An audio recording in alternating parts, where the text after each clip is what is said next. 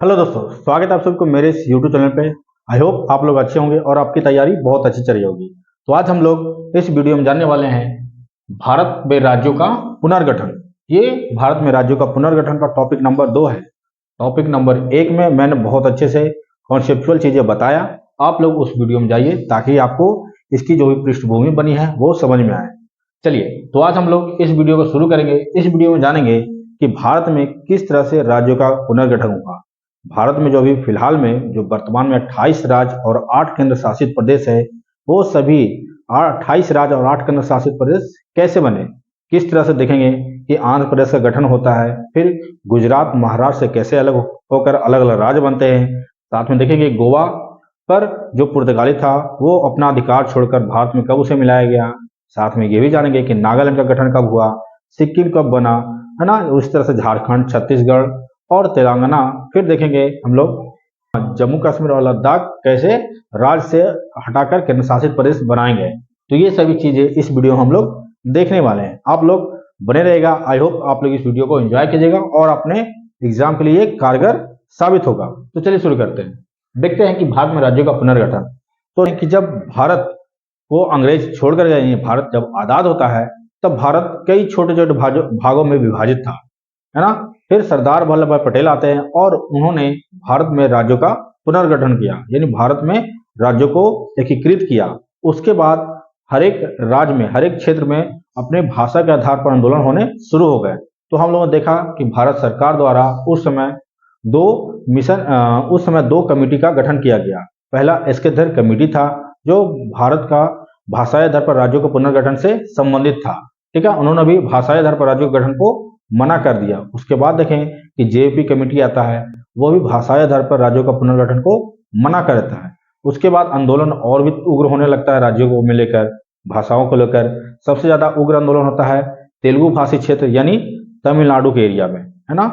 और उस एरिया को काट कर फिर और तेलुगु भाषी क्षेत्र के जो नेता थे पुट्टू श्री रामल्लू, उनके नेतृत्व में यह आंदोलन शुरू होता है। फिर उनकी मृत्यु के बाद देखते हैं हम लोग कि आंध्र प्रदेश को एक अलग राज्य का दर्जा दे दिया जाता है, यानी 1953 में आंध्र प्रदेश को भाषाई आधार पर गठित किया जाता है और भाषाई आधार पर गठित होने वाला पहला राज्य वो आंध्र प्रदेश होता है।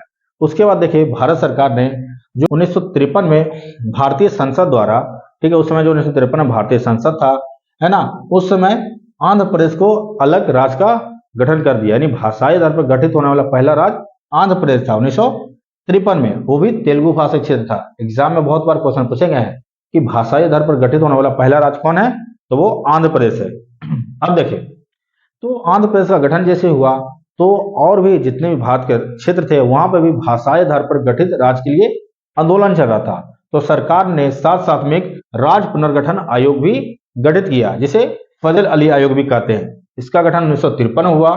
ठीक है, इसमें इस आयोग में 3 सदस्य थे, फजल अली, पनिक्कर और हृदयनाथ कुजरू। ये आप लोग ध्यान रखिएगा, एग्जाम में क्वेश्चन पूछे जाते इस तरह से कि फजल अली आयोग भाषाई आधार पर गठित प्रथम आयोग था। कब गठित किया गया?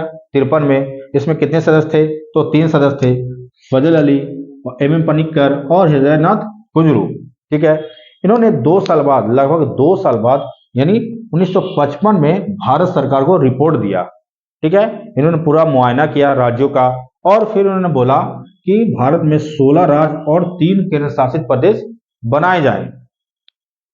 इनके रिपोर्ट भारत सरकार को सौंपा गया और भारत सरकार ने फिर देखते हैं कि 7वां संविधान संशोधन करते हैं, है ना। इन्हीं की रिपोर्ट में 1 साल बाद 7वां संविधान संशोधन होता है।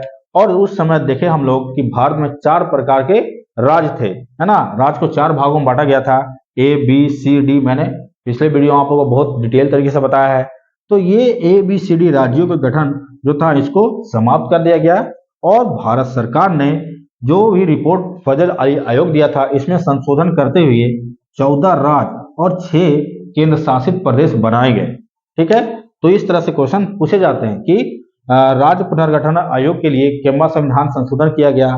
तो 7वां संविधान संशोधन कब? 1956 में, है ना। इन्होंने उस समय 14 राज्य और 6 केंद्र शासित प्रदेश बनाए गए। अब देखते हैं कि कौन कौन से राज्य और कौन कौन से 14 जो राज्य थे और कौन कौन से 6 केंद्र शासित प्रदेश थे।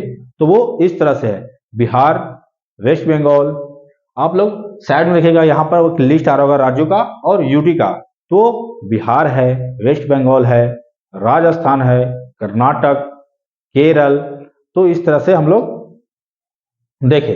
चलिए अब देखते हैं कि ये 14 राज्य और 6 केंद्र शासित तो बन गए। अब इसके बाद भी ये 14 राज्य भी विभाजित होकर 28 राज्य, जो भी वर्तमान में 28 राज्य का स्वरूप लेंगे, और ये 6 केंद्र शासित प्रदेश बढ़कर 8 बनेंगे। तो चलिए किस तरह से होता है, तो देखते हैं कि जैसे ये 14 राज्य और 6 केंद्र शासित प्रदेश का गठन होता है, उसके बाद जो गुजरात और बंबई का एरिया होता है, वहां पर भाषाई आधार पर होने लगता है आंदोलन। यानी जो मराठी भाषी लोग थे, उन्होंने अलग राज्य चाहिए और गुजराती भाषा के लिए अलग राज्य।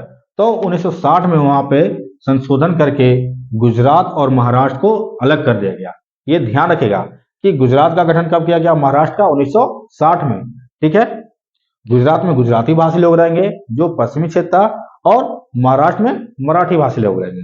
ठीक है, इसी तरह से समय समय पर फिर देखें कि जो पंजाब का एरिया था, वहां पर भी आंदोलन होने लगे। पंजाबी भाषी क्षेत्र जो पंजाबी बोलने वाले लोग थे, उन्हें पंजाब राज्य का मांग करने लगे। तो 1966 में पंजाब और हरियाणा का गठन किया गया, यानी पंजाबी भाषी क्षेत्र के लिए पंजाब और हिंदी भाषी क्षेत्र के लिए हरियाणा का गठन किया गया। अब देखते हैं 1963।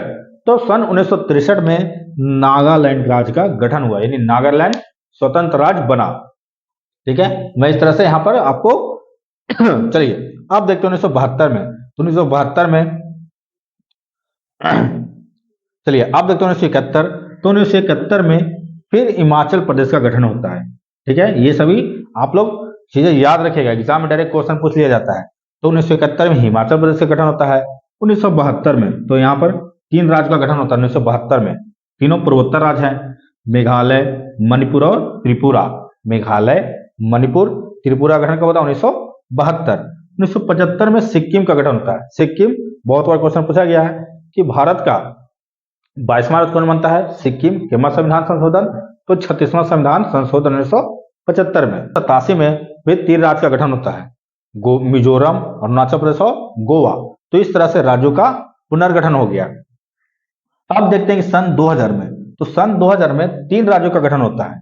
ठीक है, 1 नवंबर 2000 ईस्वी में 3 राज्य का गठन होता है। उत्तराखंड, जो उत्तर प्रदेश को विभाजित करके उत्तराखंड बनाया गया। फिर देखते हैं 9 नवंबर को छत्तीसगढ़, जो मध्य प्रदेश को विभाजित करके छत्तीसगढ़ बनाया गया। फिर देखते हैं झारखंड, 15 नवंबर को ये बिहार को अलग करके बनाया गया। तो 1 नवंबर सन 2000 को उत्तराखंड, 9 नवंबर 2000 को छत्तीसगढ़ और 15 नवंबर 2000 को झारखंड का गठन किया गया। चलिए अब देखते हैं, तो तेलंगाना का गठन होता है 2 जुलाई 2014।